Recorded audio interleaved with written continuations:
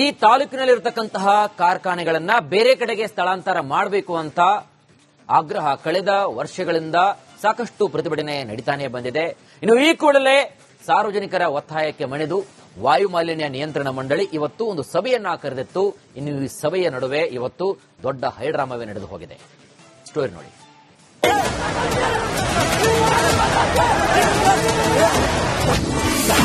ಕಾರ್ಖಾನೆಗಳ ವಿರುದ್ಧ ಗ್ರಾಮಸ್ಥರ ಆಕ್ರೋಶ, ಅಧಿಕಾರಿಗಳೊಂದಿಗೆ ವಾಗ್ವಾದ, ಹೈಡ್ರಾಮಾ. ಹೀಗೆ ಗ್ರಾಮಕ್ಕೆ ಬಂದಿರೋ ಮಹಿಳೆಯರನ್ನ ತರಾಟೆಗೆ ತೆಗೆದುಕೊಂಡ ಜನ, ಊರಿಂದ ಓಡಿ ಹೋಗ್ತಿರೋ ಮಹಿಳೆಯರು, ಸ್ಥಳದಲ್ಲಿದ್ದವರ ಮೇಲೆ ಆಕ್ರೋಶ ಹೊರಹಾಕ್ತಿರೋ ಸ್ಥಳೀಯರು. ಈ ಹೈಡ್ರಾಮಾ ನಡೆದಿದ್ದು ಕೊಪ್ಪಳ ತಾಲೂಕಿನ ಹಿರೇಬಗನಾಳ ಗ್ರಾಮದಲ್ಲಿ.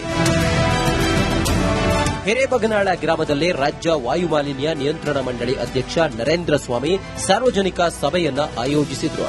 ಕಾರ್ಖಾನೆಗಳಿಂದ ಗ್ರಾಮಸ್ಥರಿಗೆ ಆಗ್ತಿರುವ ತೊಂದರೆಗಳ ಬಗ್ಗೆ ಚರ್ಚಿಸಲು ಸಭೆ ಕರೆಯಲಾಗಿತ್ತು. ಸಭೆಯಲ್ಲಿ ಕಾರ್ಖಾನೆಗಳ ಪರವಾಗಿ ಮಾತನಾಡಲು ಬೇರೆ ಗ್ರಾಮದಿಂದ ಹಾಗೂ ಕಾರ್ಖಾನೆಗಳಲ್ಲಿ ಕೆಲಸ ಮಾಡುವ ಮಹಿಳೆಯರನ್ನ ಕರೆದುಕೊಂಡು ಬಂದಿರುವ ಆರೋಪ ಕೇಳಿಬಂದಿದೆ.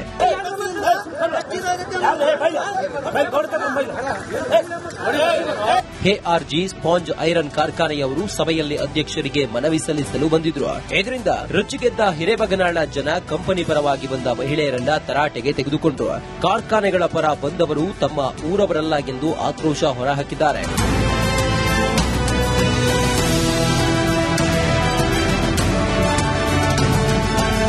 ಈಗಾಗಲೇ ಗ್ರಾಮದಲ್ಲಿ ಆರೋಗ್ಯ ತಪಾಸಣೆ ಮಾಡಿದ್ದು 122 ಮಂದಿಗೆ ಶ್ವಾಸಕೋಶದ ತೊಂದರೆ ಇದೆ. 49ಕ್ಕೂ ಹೆಚ್ಚು ಜನರಿಗೆ ಕಣ್ಣಿನ ತೊಂದರೆ, 29 ಜನರಿಗೆ ಟಿಬಿ ಇದ್ದು ಮಹಿಳೆಯರಿಗೆ ಗರ್ಭಧಾರಣೆ ಸಮಸ್ಯೆಯಾಗಿದೆ ಎಂದು ಕೊಪ್ಪಳ ಜಿಲ್ಲಾಧಿಕಾರಿ ಸುರೇಶ್ ಇಟ್ನಾಳ್ ನಿಯಂತ್ರಣ ಮಂಡಳಿ ಅಧ್ಯಕ್ಷರಿಗೆ ವರದಿ ನೀಡಿದ್ದಾರೆ. ಅಪಾಯಕಾರಿ ಕಾರ್ಖಾನೆಗಳನ್ನು ಬಂದ್ ಮಾಡುವಂತೆ ಆಗ್ರಹಿಸಿದ್ದಾರೆ. ಎಸ್ಆರ್ಜಿ ಫ್ಯಾಕ್ಟರಿಯಿಂದ ನಮಗೆ ಹಿರೇಕಾಸನಕಂಡಿ ಗ್ರಾಮದಲ್ಲಿ ಜಾನುವಾರುಗಳು ಉಳಿಯಂಗಿಲ್ಲ. ಅಷ್ಟು ಧೂಳದಾಗ ನಾವು ಸಾಯಕತ್ತೀವಿ. ಪರಿಸ್ಥಿತಿ ಹೇಳ್ಬಾರ್ದು, ಅಷ್ಟು ಧೂಳ. ಆ ಧೂಳದಿಂದ ಮುಕ್ತಗೊಳಿಸ್ರಿ ಅಂತ ಹೇಳಿ 2014ರಿಂದ ನಾವು ಕಂಪ್ಲೇಂಟ್ ಪೊಲ್ಯೂಷನ್ ಬೋರ್ಡ್ ಬೆಂಗಳೂರು ಮತ್ತು ಕೊಪ್ಪಳ ಡಿಸಿಗೆ ಎಂಎಲ್ಎ ಎಲ್ಲರಿಗೂ ಕೊಟ್ಟದ್ದು ಮುಗಿದೈತಿ.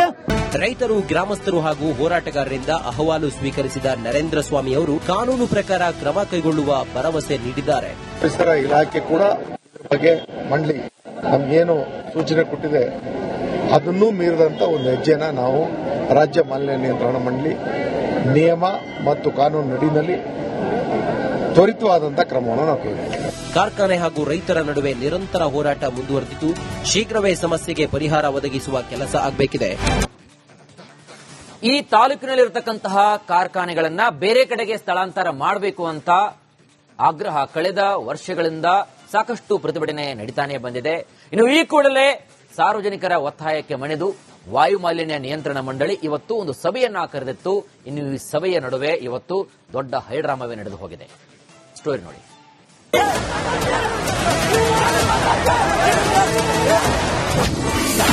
ಕಾರ್ಖಾನೆಗಳ ವಿರುದ್ಧ ಗ್ರಾಮಸ್ಥರ ಆಕ್ರೋಶ, ಅಧಿಕಾರಿಗಳೊಂದಿಗೆ ವಾಗ್ವಾದ, ಹೈಡ್ರಾಮಾ. ಹೀಗೆ ಗ್ರಾಮಕ್ಕೆ ಬಂದಿರೋ ಮಹಿಳೆಯರನ್ನ ತರಾಟೆಗೆ ತೆಗೆದುಕೊಂಡ ಜನ, ಊರಿಂದ ಓಡಿ ಹೋಗ್ತಿರೋ ಮಹಿಳೆಯರು, ಸ್ಥಳದಲ್ಲಿದ್ದವರ ಮೇಲೆ ಆಕ್ರೋಶ ಹೊರಹಾಕ್ತಿರೋ ಸ್ಥಳೀಯರು. ಈ ಹೈಡ್ರಾಮಾ ನಡೆದಿದ್ದು ಕೊಪ್ಪಳ ತಾಲೂಕಿನ ಹಿರೇಬಗನಾಳ ಗ್ರಾಮದಲ್ಲಿ. ಹಿರೇಬಗನಾಳ ಗ್ರಾಮದಲ್ಲಿ ರಾಜ್ಯ ವಾಯು ಮಾಲಿನ್ಯ ನಿಯಂತ್ರಣ ಮಂಡಳಿ ಅಧ್ಯಕ್ಷ ನರೇಂದ್ರ ಸ್ವಾಮಿ ಸಾರ್ವಜನಿಕ ಸಭೆಯನ್ನ ಆಯೋಜಿಸಿದ್ರು. ಕಾರ್ಖಾನೆಗಳಿಂದ ಗ್ರಾಮಸ್ಥರಿಗೆ ಆಗ್ತಿರುವ ತೊಂದರೆಗಳ ಬಗ್ಗೆ ಚರ್ಚಿಸಲು ಸಭೆ ಕರೆಯಲಾಗಿತ್ತು. ಸಭೆಯಲ್ಲಿ ಕಾರ್ಖಾನೆಗಳ ಪರವಾಗಿ ಮಾತನಾಡಲು ಬೇರೆ ಗ್ರಾಮದಿಂದ ಹಾಗೂ ಕಾರ್ಖಾನೆಗಳಲ್ಲಿ ಕೆಲಸ ಮಾಡುವ ಮಹಿಳೆಯರನ್ನ ಕರೆದುಕೊಂಡು ಬಂದಿರುವ ಆರೋಪ ಕೇಳಿಬಂದಿದೆ.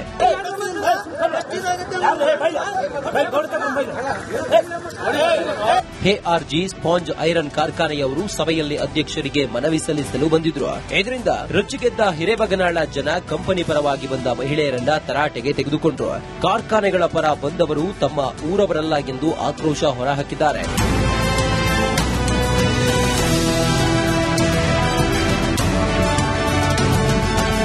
ಈಗಾಗಲೇ ಗ್ರಾಮದಲ್ಲಿ ಆರೋಗ್ಯ ತಪಾಸಣೆ ಮಾಡಿದ್ದು 122 ಮಂದಿಗೆ ಶ್ವಾಸಕೋಶದ ತೊಂದರೆ ಇದೆ. 49ಕ್ಕೂ ಹೆಚ್ಚು ಜನರಿಗೆ ಕಣ್ಣಿನ ತೊಂದರೆ, 29 ಜನರಿಗೆ ಟಿಬಿ ಇದ್ದು ಮಹಿಳೆಯರಿಗೆ ಗರ್ಭಧಾರಣೆ ಸಮಸ್ಯೆಯಾಗಿದೆ ಎಂದು ಕೊಪ್ಪಳ ಜಿಲ್ಲಾಧಿಕಾರಿ ಸುರೇಶ್ ಇಟ್ನಾಳ್ ನಿಯಂತ್ರಣ ಮಂಡಳಿ ಅಧ್ಯಕ್ಷರಿಗೆ ವರದಿ ನೀಡಿದ್ದಾರೆ. ಅಪಾಯಕಾರಿ ಕಾರ್ಖಾನೆಗಳನ್ನು ಬಂದ್ ಮಾಡುವಂತೆ ಆಗ್ರಹಿಸಿದ್ದಾರೆ. ಎಸ್ಆರ್ಜಿ ಫ್ಯಾಕ್ಟರಿಯಿಂದ ನಮಗೆ ಹಿರೇಕಾಸನಕಂಡಿ ಗ್ರಾಮದಲ್ಲಿ ಜಾನುವಾರುಗಳು ಉಳಿಯಂಗಿಲ್ಲ.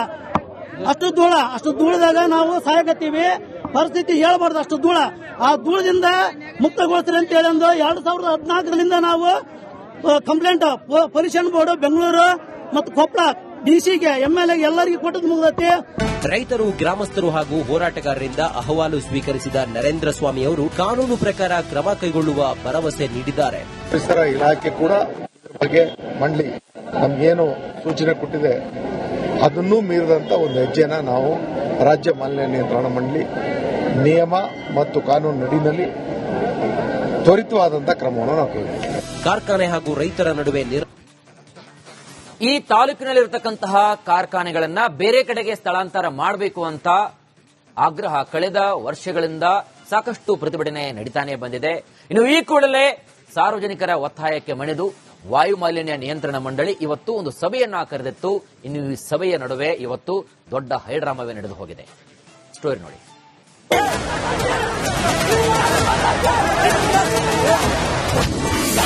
ಕಾರ್ಖಾನೆಗಳ ವಿರುದ್ಧ ಗ್ರಾಮಸ್ಥರ ಆಕ್ರೋಶ, ಅಧಿಕಾರಿಗಳೊಂದಿಗೆ ವಾಗ್ವಾದ, ಹೈಡ್ರಾಮಾ. ಹೀಗೆ ಗ್ರಾಮಕ್ಕೆ ಬಂದಿರೋ ಮಹಿಳೆಯರನ್ನ ತರಾಟೆಗೆ ತೆಗೆದುಕೊಂಡ ಜನ, ಊರಿಂದ ಓಡಿ ಹೋಗ್ತಿರೋ ಮಹಿಳೆಯರು, ಸ್ಥಳದಲ್ಲಿದ್ದವರ ಮೇಲೆ ಆಕ್ರೋಶ ಹೊರಹಾಕ್ತಿರೋ ಸ್ಥಳೀಯರು. ಈ ಹೈಡ್ರಾಮಾ ನಡೆದಿದ್ದು ಕೊಪ್ಪಳ ತಾಲೂಕಿನ ಹಿರೇಬಗನಾಳ ಗ್ರಾಮದಲ್ಲಿ. ಹಿರೇಬಗನಾಳ ಗ್ರಾಮದಲ್ಲಿ ರಾಜ್ಯ ವಾಯು ಮಾಲಿನ್ಯ ನಿಯಂತ್ರಣ ಮಂಡಳಿ ಅಧ್ಯಕ್ಷ ನರೇಂದ್ರ ಸ್ವಾಮಿ ಸಾರ್ವಜನಿಕ ಸಭೆಯನ್ನ ಆಯೋಜಿಸಿದ್ರು. ಕಾರ್ಖಾನೆಗಳಿಂದ ಗ್ರಾಮಸ್ಥರಿಗೆ ಆಗ್ತಿರುವ ತೊಂದರೆಗಳ ಬಗ್ಗೆ ಚರ್ಚಿಸಲು ಸಭೆ ಕರೆಯಲಾಗಿತ್ತು. ಸಭೆಯಲ್ಲಿ ಕಾರ್ಖಾನೆಗಳ ಪರವಾಗಿ ಮಾತನಾಡಲು ಬೇರೆ ಗ್ರಾಮದಿಂದ ಹಾಗೂ ಕಾರ್ಖಾನೆಗಳಲ್ಲಿ ಕೆಲಸ ಮಾಡುವ ಮಹಿಳೆಯರನ್ನ ಕರೆದುಕೊಂಡು ಬಂದಿರುವ ಆರೋಪ ಕೇಳಿಬಂದಿದೆ.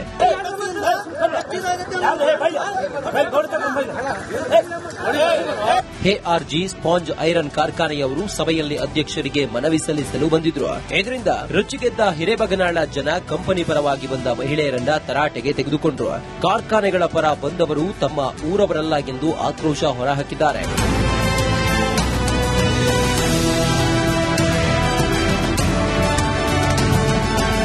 ಈಗಾಗಲೇ ಗ್ರಾಮದಲ್ಲಿ ಆರೋಗ್ಯ ತಪಾಸಣೆ ಮಾಡಿದ್ದು 122 ಮಂದಿಗೆ ಶ್ವಾಸಕೋಶದ ತೊಂದರೆ ಇದೆ. 49ಕ್ಕೂ ಹೆಚ್ಚು ಜನರಿಗೆ ಕಣ್ಣಿನ ತೊಂದರೆ, 29 ಜನರಿಗೆ ಟಿಬಿ ಇದ್ದು ಮಹಿಳೆಯರಿಗೆ ಗರ್ಭಧಾರಣೆ ಸಮಸ್ಯೆಯಾಗಿದೆ ಎಂದು ಕೊಪ್ಪಳ ಜಿಲ್ಲಾಧಿಕಾರಿ ಸುರೇಶ್ ಇಟ್ನಾಳ್ ನಿಯಂತ್ರಣ ಮಂಡಳಿ ಅಧ್ಯಕ್ಷರಿಗೆ ವರದಿ ನೀಡಿದ್ದಾರೆ. ಅಪಾಯಕಾರಿ ಕಾರ್ಖಾನೆಗಳನ್ನು ಬಂದ್ ಮಾಡುವಂತೆ ಆಗ್ರಹಿಸಿದ್ದಾರೆ. ಎಸ್ಆರ್ಜಿ ಫ್ಯಾಕ್ಟರಿಯಿಂದ ನಮಗ ಹಿರಿಯ ಕಾಸನಕಂಡಿ ಗ್ರಾಮದಲ್ಲಿ ಜಾನುವಾರುಗಳು ಉಳಿಯಂಗಿಲ್ಲ.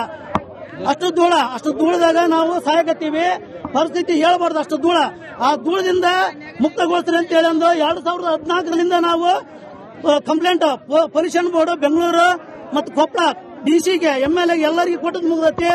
ರೈತರು, ಗ್ರಾಮಸ್ಥರು ಹಾಗೂ ಹೋರಾಟಗಾರರಿಂದ ಅಹವಾಲು ಸ್ವೀಕರಿಸಿದ ನರೇಂದ್ರ ಸ್ವಾಮಿ ಅವರು ಕಾನೂನು ಪ್ರಕಾರ ಕ್ರಮ ಕೈಗೊಳ್ಳುವ ಭರವಸೆ ನೀಡಿದ್ದಾರೆ. ಪರಿಸರ ಇಲಾಖೆ ಕೂಡ ಇದ್ರ ಬಗ್ಗೆ ಮಂಡಳಿ ನಮಗೇನು ಸೂಚನೆ ಕೊಟ್ಟಿದೆ ಅದನ್ನೂ ಮೀರಿದಂತ ಒಂದು ಹೆಜ್ಜೆನ ನಾವು ರಾಜ್ಯ ಮಾಲಿನ್ಯ ನಿಯಂತ್ರಣ ಮಂಡಳಿ ನಿಯಮ ಮತ್ತು ಕಾನೂನು ನಡಿನಲ್ಲಿ ತ್ವರಿತವಾದಂತಹ ಕ್ರಮವನ್ನು ನಾವು ಕೈಗೊಳ್ಳುತ್ತೇವೆ. ಕಾರ್ಖಾನೆ ಹಾಗೂ ರೈತರ ನಡುವೆ ನಿರಂತರ ಹೋರಾಟ ಮುಂದುವರೆದಿದ್ದು ಶೀಘ್ರವೇ ಸಮಸ್ಯೆಗೆ ಪರಿಹಾರ ಒದಗಿಸುವ ಕೆಲಸ ಆಗಬೇಕಿದೆ. ನಿರಂತರ ಹೋರಾಟ ಮುಂದುವರೆದಿದ್ದು ಶೀಘ್ರವೇ ಸಮಸ್ಯೆಗೆ ಪರಿಹಾರ ಒದಗಿಸುವ ಕೆಲಸ ಆಗಬೇಕಿದೆ.